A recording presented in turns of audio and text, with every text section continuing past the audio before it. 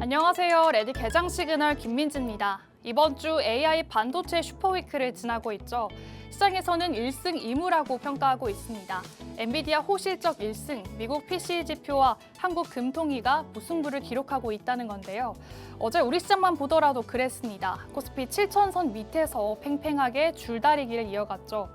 한국은행의 2달 연속 기준금리 인상, 반도체 호황을 반영해서 올해 성장률 전망을 3.3%로 크게 높여 잡았고요.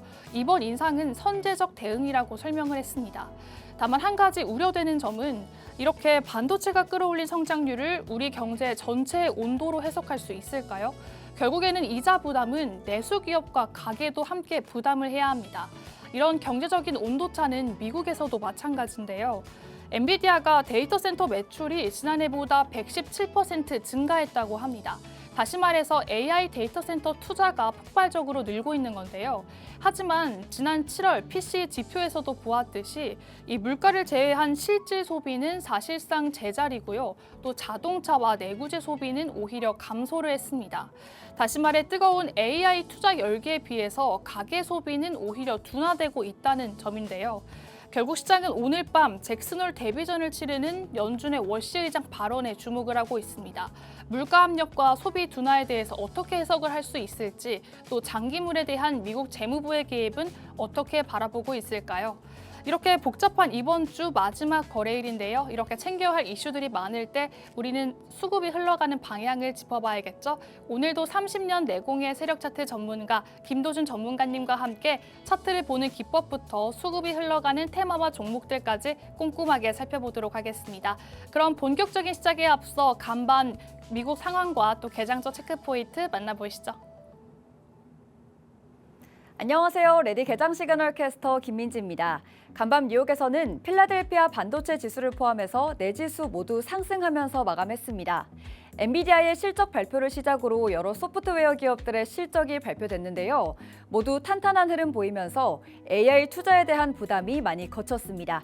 그럼 자세한 지수 상황 함께 확인해 보시죠.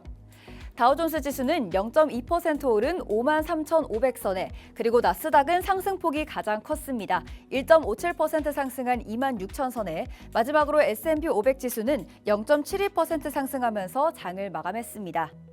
상승의 출발점은 역시나 엔비디아의 실적 발표였습니다. 2분기 매출이 962억 달러, 이 가운데 데이터 센터 부문만 890억 달러를 기록했는데요. 시장이 걱정하던 AI 투자가 정점을 지났다라는 시각을 회사가 숫자로 바로 반박한 겁니다. 여기에 소프트웨어 기업들의 실적이 겹쳤습니다.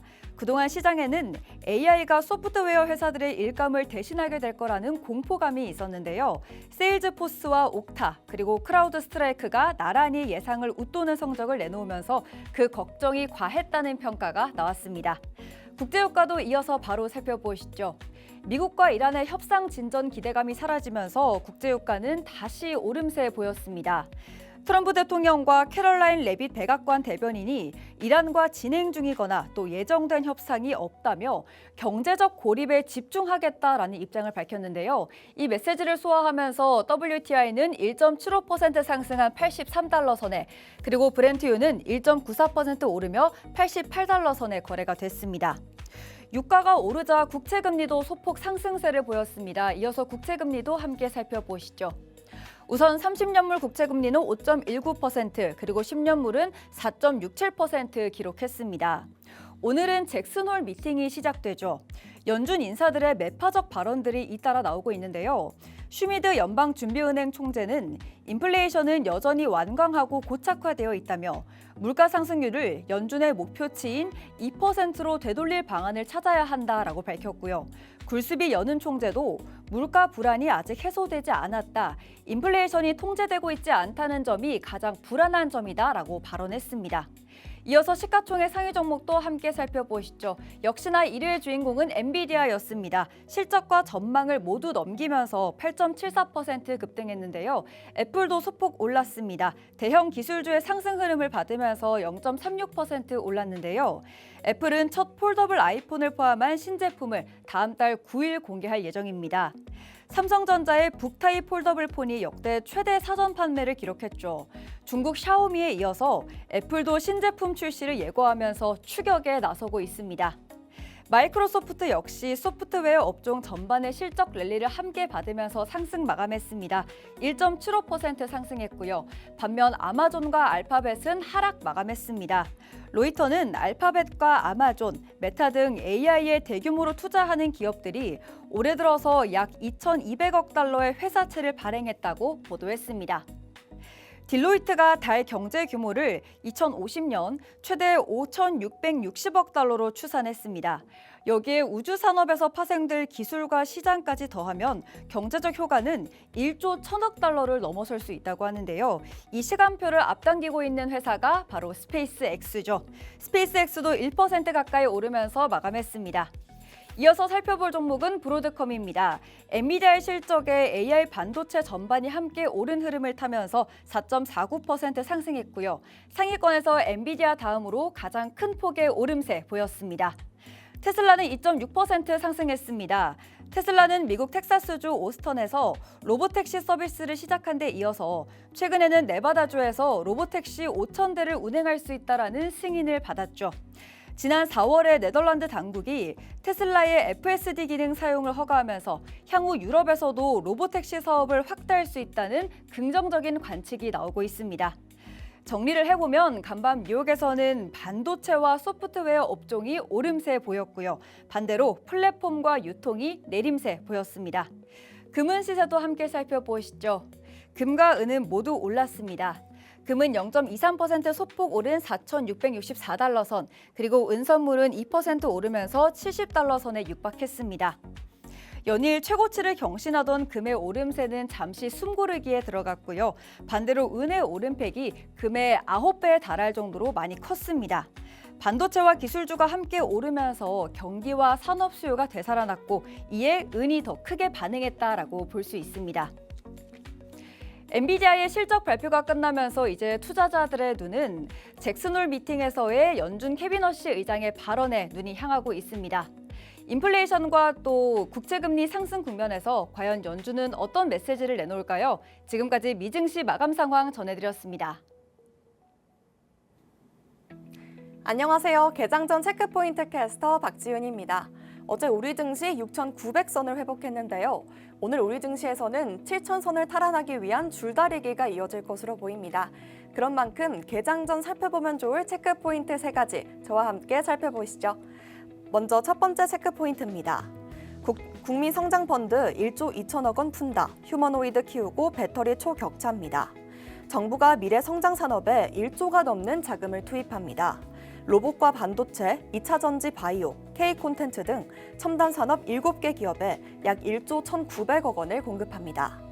원익 로보틱스에 1,500억 원을 직접 투자해 휴머노이드 양산 시설을 강화하는데요. 전북 완주의 로봇핸드 공장을 구축할 계획이라고 합니다. 시스템 반도체 공정기업 두산 테스나에도 공장 증설 비용 5천억 원을 투자하는데요.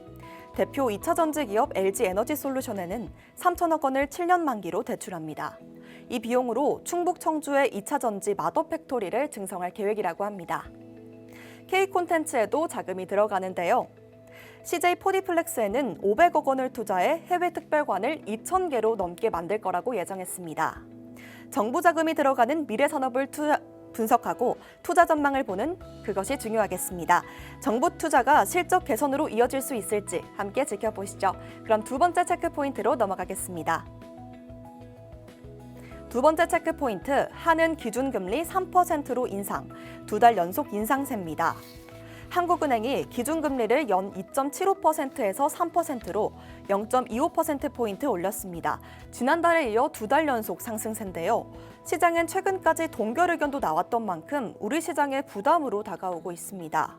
높은 물가 상승률에 추가 물가 상승을 대비해 선제 대응에 나선 건데요. 하지만 여기에 향후 추가 금리 인상 가능성까지 거론되고 있습니다. 6개월 뒤 금리 전망에서도 3.25%와 3.5%를 예상한 의견이 나왔는데요. 금리가 계속해서 올라간다면 기업들의 자금 조달 부담이 커지겠습니다. 이에 성장주와 빅테크에는 부담이 될 것으로 판단됩니다.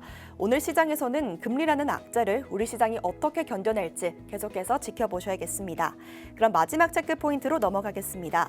마지막 체크 포인트, 트럼프 중장비 퇴출 초강수, K전력 수혜 기대입니다.